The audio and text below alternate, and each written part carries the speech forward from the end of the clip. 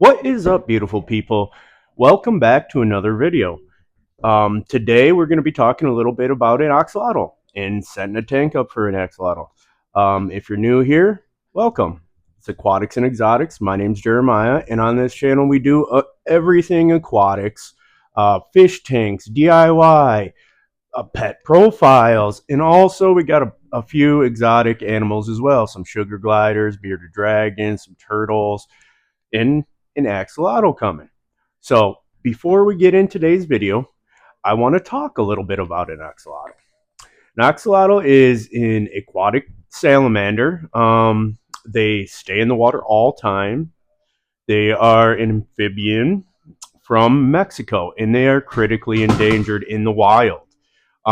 They are originally from two lakes in Mexico. One of them doesn't even exist anymore, and the other one is Lake Xochimilco.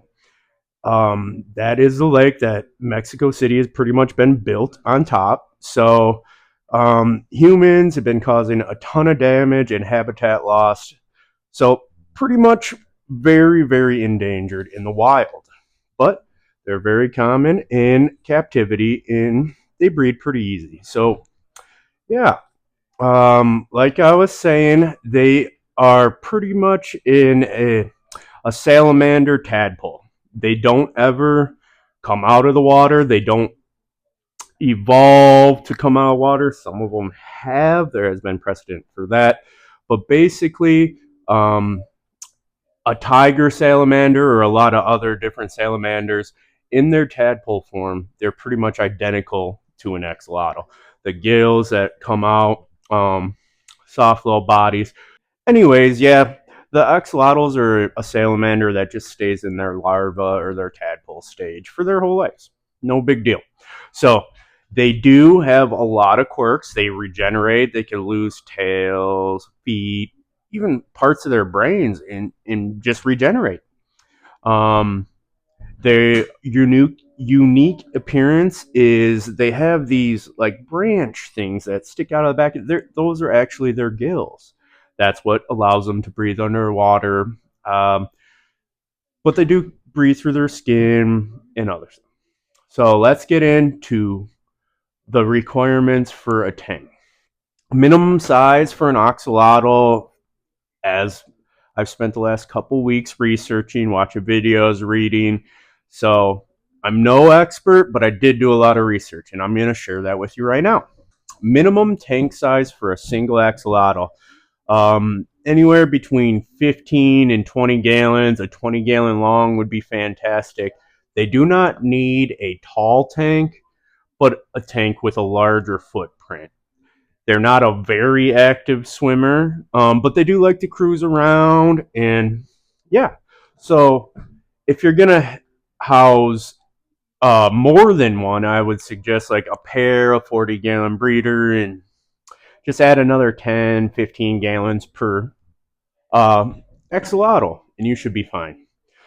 Also, some of the most important things are they are a cold water aquatic creature. By cold water, I mean mid to low 60s would be perfect for them to thrive in.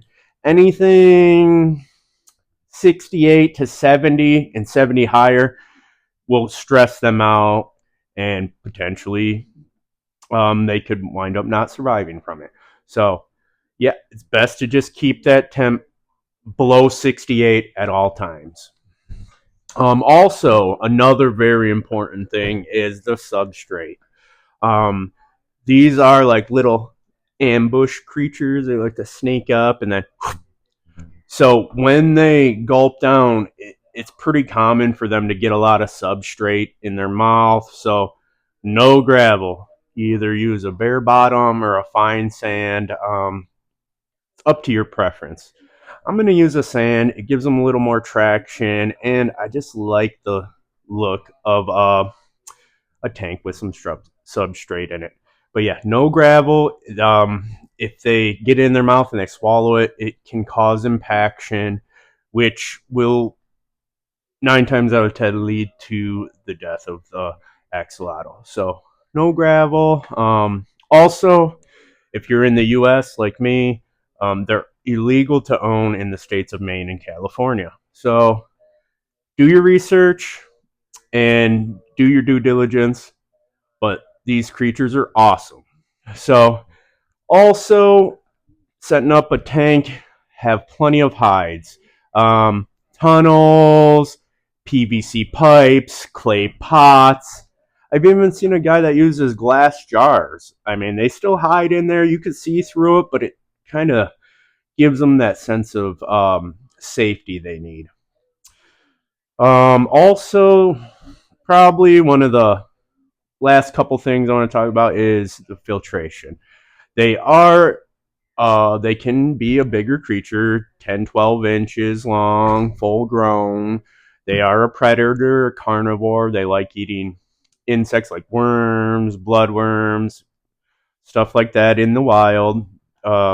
So you're gonna need some filtration, but also they do not like a lot of flow. They just got little tiny feet and a tail, so not a lot of flow. I would suggest a sponge filter or a hang on the back or some sort of internal filter. But the internals or the hang on the backs, make sure they're not too overpowered or they have some sort of diffuser to kind of break the water up so it's not just pouring all in there, and you should be fine. With all this being said, let's head down to the fish basement. I'll show you what tank I am going to set up for them. I'll get it tore down because right now it's filled up and had some fish in it. We'll get it all torn down, move it into the spot, and I will show you what I got going on, and we'll go from there. Catch you downstairs in a sec. So here we are down in the fish basement, and here's our 40-gallon breeder tank that we're going to set up for our new axolotl.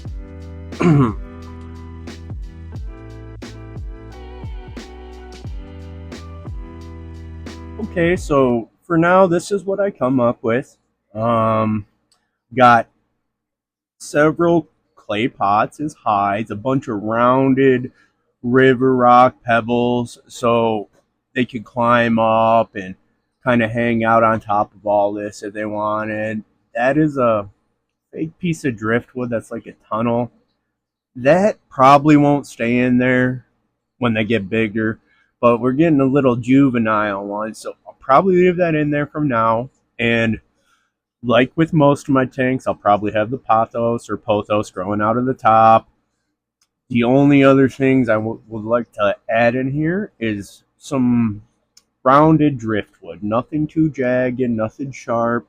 We don't want to hurt their little squishy bodies or their gills, but I do want to give them some enrichment, some more hides, and honestly, I just want it to look cool.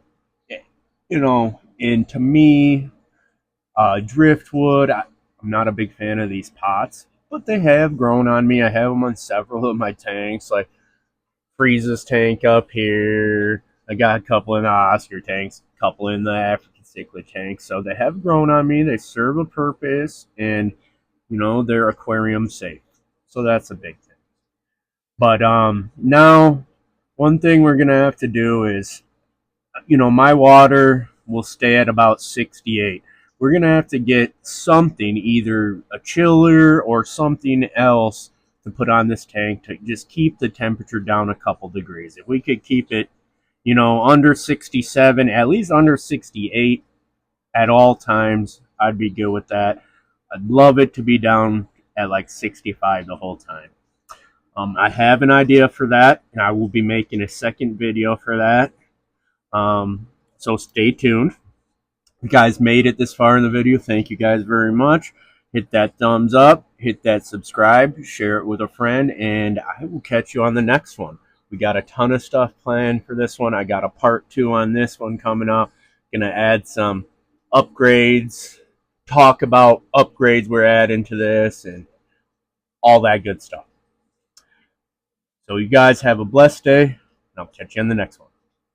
See ya!